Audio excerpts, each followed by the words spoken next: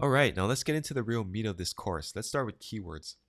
In this lesson, you'll learn the correct order of selection criteria when it comes to choosing keywords, the most common keyword mistake that publishers make, and how to use ASO metrics. Okay, so the three criteria that you're going to be using to select a keyword are download relevance, ranking difficulty, and traffic, or number of searches.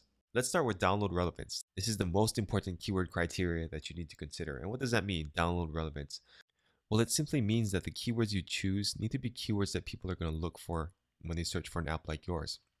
For example, let's say that you have a dog training app, and this app helps dog owners teach their dog tricks or make them obey. So the keywords that you could choose for an app like this could be something like dog or leash or roll over or fetch or something like that. But are those keywords that people would really type in to find your app? Put yourself in the shoes of the person looking for that app. Is that something that you would search for? No, probably not.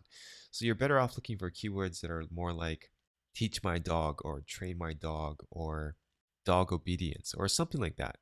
So that's all download relevance really means. It means choosing keywords that are going to be searched for and not just random keywords that are kind of associated with your app. So download relevance is the most important keyword criteria. The next most important criteria is ranking difficulty. And this may be a surprise to some people, but you're actually looking for ranking difficulty before traffic. And I've seen a few places recommend that you look for traffic first, but that doesn't make any sense because many times the high traffic keywords are also going to be the most competitive. So what you're looking for is low competition so that you can rank high in the search rankings. Another way to look at it is, let's say that there's a million searches a day for a keyword. Do you want your app to rank for that keyword? Yeah, sure.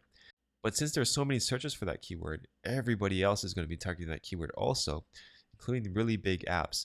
It doesn't matter if you target that keyword if you're ranking like number 500. Nobody's going to ever scroll that far in the search results to find your app.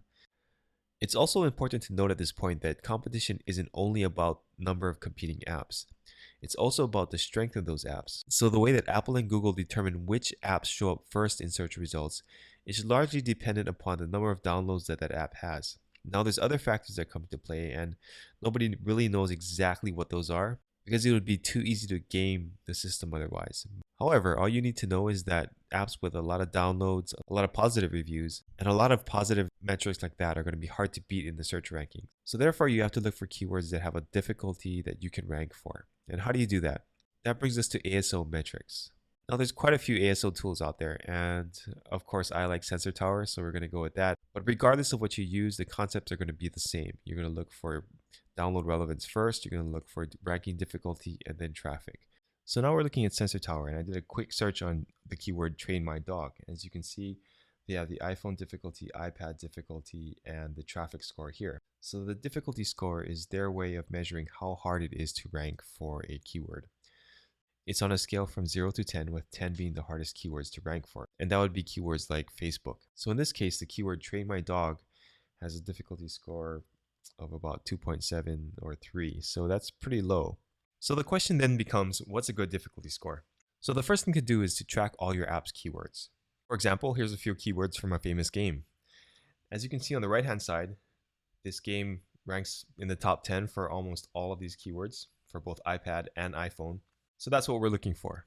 Now we're going to come over here to the iPad and iPhone difficulty, and we're going to take a look at what is the highest difficulty score that this app is able to rank in the top 10 for. So down here, we're looking at a 6.7 to a 7.0. Right here, we're looking at a 6.6.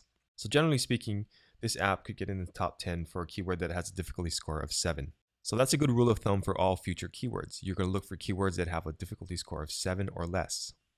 Like I mentioned before, nobody knows the exact formula that Apple or Google uses to rank keywords, but we do have a pretty good idea. So using something like difficulty score gives us a really good shot at ranking in the top 10, but it's not a lock.